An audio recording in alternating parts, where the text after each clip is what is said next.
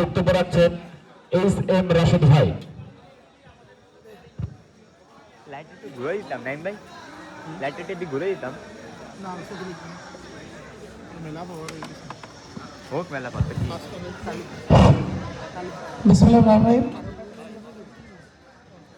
লোহাগড়া পৌরসভার 3 নম্বর ওয়ার্ডের উদ্যোগে মহান বিজয় দিবসে উপলক্ষে 24 দলীয় ব্যাডমিন্টন টুর্নামেন্ট 2025 উপলক্ষে আজকের মঞ্চে প্রতিষ্ঠিত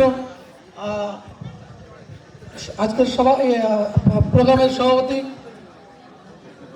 আমাকে তারিকুজ্জামান তারিক এবং আমার শ্রদ্ধাভাজন শিক্ষক, আমরা যার কাছ থেকে অনেক কিছু শিখি, এস এম মাহাতুজ্জামান, আরও উপস্থিত যারা আছেন সবাইকে আসসালামু আলাইকুম।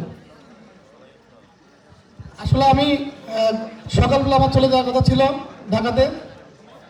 গতকালকে যখন শুনলাম এত সুন্দর একটা আয়োজন, আর আমি সবসময় এই তরুণ যারা খেলার জন্য বিভিন্ন সময় আয়োজন করে, আমি সবসময় চেষ্টা করি এই খেলাধুলার প্রতি আমার খুব আগ্রহ। আমি সবার সাথে এই খেলাটা উপভোগ করার জন্য আমি সকালবেলা যাইনি, আজ থেকে গেছি। বেসিক্যালি এখানে যারা তরুণ তোমরা এই যে খেলার উদ্যোগ নিচ্ছ, এর আগে ক্রিকেট খেলার উদ্যোগ নিচ্ছ, আমি সাধুবাদ জানাই। আমি সবসময় চাই এই লোহাগড়াকে মাদকমুক্ত করার জন্য আমি একদম প্রথম থেকে আমি 0 টলারেন্স ঘোষণা করেছিলাম এবং আমার এই ঘোষণাটা অব্যাহত থাকবে। আমরা যারা তরুণ আমরা চেষ্টা করব মাদককে না বলি এবং খেলাধুলার প্রতি আমরা আগ্রহটা বেশি দেখাবো। পাশাপাশি যারা এখানে আছে সবাই, আমার মনে হয় যে আমাদের লোহাগড়া সুন্দর একটা উপজেলা, এই উপজেলাকে এগিয়ে নিতে তোমাদের প্রত্যেকের প্রচেষ্টা অব্যাহত থাকতে হবে এবং সবাই চেন অফ কমান্ডটা একটু সিনিয়র জুনিয়র মেনটেন করতে হবে।